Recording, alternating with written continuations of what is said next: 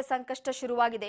Siddaramaiah CM ಸ್ಥಾನಕ್ಕೆ ರಾಜೀನಾಮೆ ಕೊಡಬೇಕು ಅಂತ ಬೆಳಗಾವಿಯಲ್ಲಿ ಸಂಸದ ಜಗದೀಶ್ ಶೆಟ್ಟರ್ ಒತ್ತಾಯವನ್ನ ಮಾಡಿರುವಂತದ್ದು. ಸೊ ಈಗಾಗಲೇ ಸದ್ಯದ ಮಟ್ಟಿಗೆ ಮುಡಾ ಹಗರಣದ ವಿಚಾರಕ್ಕೆ ಸಂಬಂಧಪಟ್ಟಂತೆ ಸಿದ್ದರಾಮಯ್ಯನವರು ರಾಜೀನಾಮೆಯನ್ನ ಕೊಡಲೇಬೇಕು ಅಂತ ಒಂದು ಕಡೆ ಈಗ ಬೆಳಗಾವಿಯಲ್ಲಿ ಸಂಸದ ಜಗದೀಶ್ ಶೆಟ್ಟರ್ ಒತ್ತಾಯ ಮಾಡಿದ್ದಾರೆ. ಮುಡಾ ಹಗರಣದಲ್ಲಿ ಸಿದ್ದರಾಮಯ್ಯ ತಪ್ಪಿತಸ್ಥರು, ಮುಡಾ ಹಗರಣದ ಬಗ್ಗೆ ಸಿಬಿಐ ತನಿಖೆ ಆಗಬೇಕು ಅಂತ ಶೆಟ್ಟರ್ ಅವರು ಪಟ್ಟು ಹಿಡಿದು ಕೂತಿರುವಂತದ್ದು.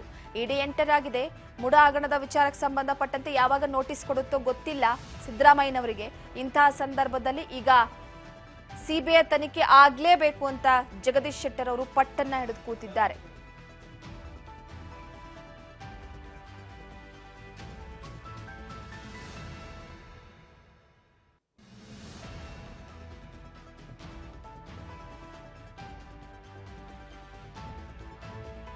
ಇಡಿಯಿಂದ ಮುಡಾ ಆಸ್ತಿ ಮುಟ್ಟುಗೋಲು ಹಾಕೊಂಡಿರುವ ವಿಚಾರಕ್ಕೆ ಸಂಬಂಧಪಟ್ಟಂತೆ ಬೆಳಗಾವಿಯಲ್ಲಿ ಸಂಸದ ಜಗದೀಶ್ ಶೆಟ್ಟರ್ ಹೇಳಿಕೆ ಕೊಟ್ಟಿದ್ದಾರೆ. ಮುಡಾ ಹಗರಣ ಬಂದ ಮೇಲೆ ಸಿದ್ದರಾಮಯ್ಯ ತಪ್ಪಿತಸ್ಥರು ಅಂತ ಹೇಳ್ತಿದ್ದಾರೆ. ಹಗರಣ ಹೊರಬಂದ ಮೇಲೆ ಸೈಟ್ಗಳನ್ನ ವಾಪಸ್ ಕೊಟ್ರು. ಆರಂಭದಲ್ಲಿ 64 ಕೋಟಿ ಕೊಡಿ ಅಂದ್ರು. ಈಗ ಆ ಮಾತು ಇಲ್ಲ. ಎಲ್ಲಾ ಬೆಳವಣಿಗೆ ನೋಡಿದ್ರೆ ಸಿದ್ದರಾಮಯ್ಯ ತಪ್ಪು ಮಾಡಿದ್ದಾರೆ ಅನ್ಸುತ್ತೆ. ಇಡಿಯವರು ತನಿಖೆ ನೋಡಿದಾಗ ಕಾನೂನು ಬಾಹಿರ ಸೈಟ್ಗಳನ್ನ ಮುಟ್ಗೋಲು ಹಾಕೊಂಡಿದ್ದಾರೆ ಅಂತ ಈ ಸಂದರ್ಭದಲ್ಲಿ ಹೇಳಿದ್ದಾರೆ.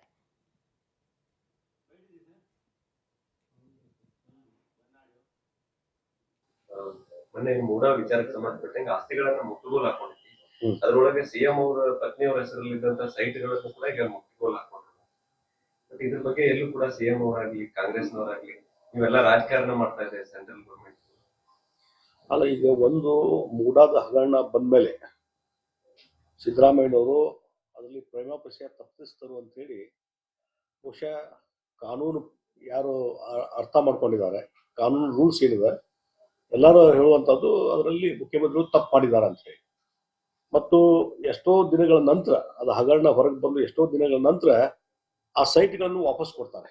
ಬಹುಶಃ ಅವರು ಸೀನಿಯರ್ ಕೌನ್ಸಿಲ್ ಅವ್ರಿಗೆ ಅಡ್ವೈಸ್ ಮಾಡಿರ್ಬೋದು ಸಿದ್ದರಾಮಯ್ಯ ಅವರಿಗೆ, ನೀವು ವಾಪಸ್ ಕೊಟ್ಬಿಡ್ರಿ ಅಂತ ಹೇಳಿ. ಬಿಗಿನಿಂಗ್ ವಾಪಸ್ ಕೊಡುದಿಲ್ಲ ಅಂತ ಹೇಳಿದ್ರು.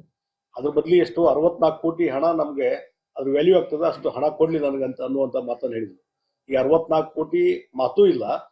ಮತ್ತು ಆ ಸೈಟ್ಗಳನ್ನು ವಾಪಸ್ ಕೊಟ್ಟಿದ್ದಾರೆ without condition, unconditionally return the plots to the MUDA. ಅದಕ್ಕೆ ಇದ್ರ ಮೇಲೆ ಏನಾಗ್ತದೆ, ಅವ್ರೆಲ್ಲೋ ಒಂದ್ ಕಡೆ ತಪ್ಪು ಮಾಡಿದಾರೆ ಅಂತ ಅನ್ಸಿದೆ. ಮತ್ತು ಇತ್ತೀಚೆಗೆ ಇಡಿಯವರು ಪ್ರಕಟಣೆ ಮಾಡಿದಂತ ವಿಚಾರಗಳನ್ನ ನಾವು ನೋಡಿದಾಗ ಆಲ್ಮೋಸ್ಟ್ ಬೇರೆ ಬೇರೆ ಈ ರೀತಿ ಕಾನೂನು ಬಾಹಿರವಾಗಿ ಕೊಟ್ಟಂತ ಏನ್ ಸೈಟ್ಗಳದ ಅವೆಲ್ಲವನ್ನೂ ವಶ ಮಾಡ್ಕೊಂಡಿದ್ದಾರೆ. ಬರೀ ಸಿದ್ದರಾಮಯ್ಯ ಸೈಟ್ಗಳನ್ನ ಅಷ್ಟೇ ವಶ ಅಲ್ಲ, ಅದನ್ನ ಅಷ್ಟೇ ಇದು ಮಾಡ್ಕೊಂಡಿಲ್ಲ. ಉಳಿದ ಯಾರ್ಯಾರು ಇದರಲ್ಲಿ ಇನ್ವಾಲ್ವ್ ಇದ್ದಾರೆ ಬೇರೆ ಬೇರೆ ಹೆಸರ ಮೇಲೆ ಇದೇನೋ ಬದಲಿ